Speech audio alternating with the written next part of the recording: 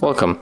If you want to set up alarm clock in your Xiaomi Redmi K30S, at the first you have to go for the tools folder and then open your clock application. Accept permission, and after that we have to be right here, we have to be in this place in the left upper corner. Click on the alarm. You can activate one of this alarm, and then when you tap on it you are able to customize, so we can set up the hour and the minutes. Of course, when you go for the additional settings you can change the ringtone,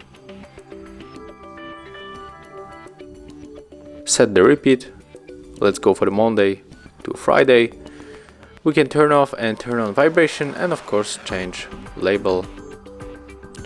So let's set it up as a wake up. Click on the right upper corner, click there one more time, and as you can see right now, here we got our event, our alarm, and it's set up. So that's it.